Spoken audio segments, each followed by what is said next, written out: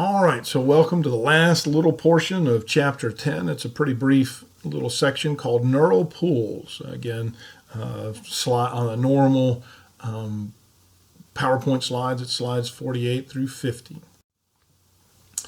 So neural pools, these little neural pools are just groups of interneurons. Remember, we talked about in the lab, you really talk about these, but interneurons are the things we've got sensory coming into the central nervous system, CNS, and then we have motor that's going out.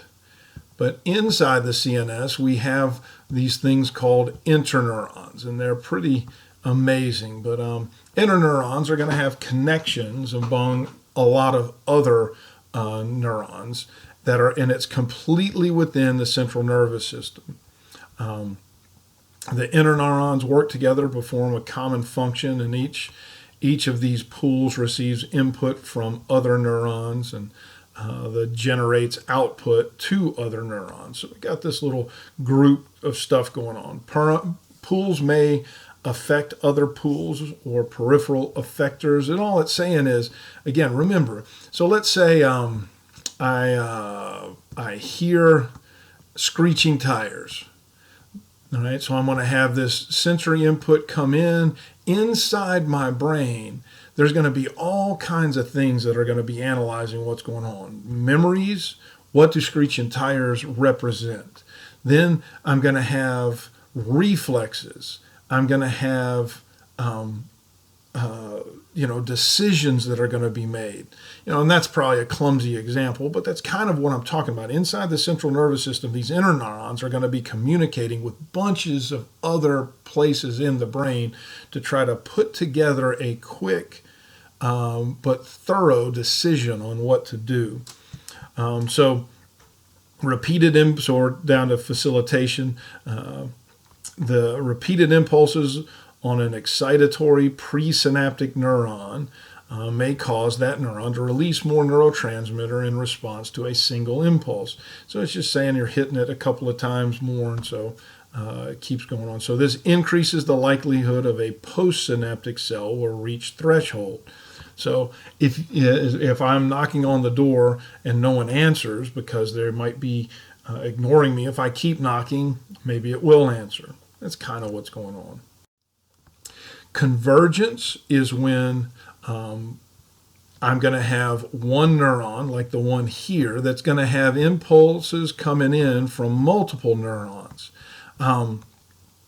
The impulses can represent information from different sensory receptors.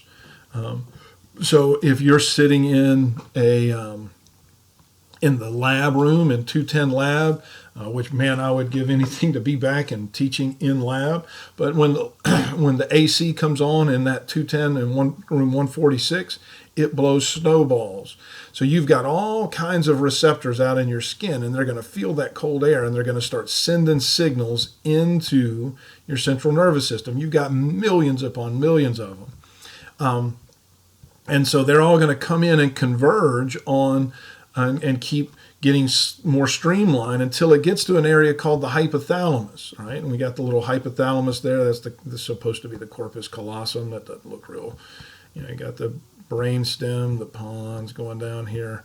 The hypothalamus, the little area here, is the thermostat. And so I'm going to have all of these different thermoreceptors, these cells that are sensing the temperature around, and they're going to come to just a few neurons in this area. So that's an idea of convergence, and it makes possible for a neuron to some impulses from different sources. Again, so like if you are leaving school on Farrell Parkway and you're trying to get on 17 bypass and go north, I won't say anything bad, but I'll just say the people who designed that merge must not have been thinking very straight, because we got about three lanes that merge into the 2 lanes on Kings Highway in a very short period of time, and that convergence can be quite a logjam sometimes. But that's an example of convergence.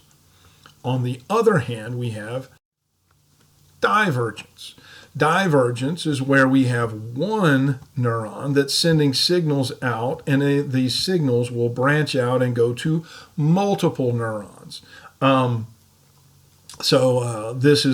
It's going to be made by way of a branching axon. Again, we said there's always only one axon, but it can have what are called collaterals or branches that go off of it.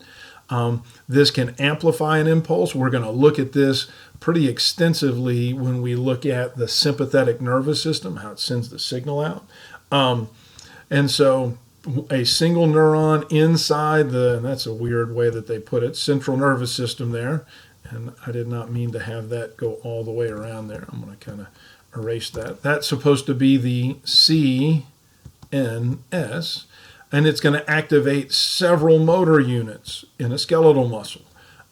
Or one way to think about it, if we're looking at going back to what we're talking about with the convergence, so we've got multiple neurons sending signals into the hypothalamus saying we're cold, and that was convergence. Then divergence is if I start with a couple of neurons in the hypothalamus sending signals out all over the body to get those little hairs to stand up, those erector pili muscles. That's an example of divergence. So one spreading out to many.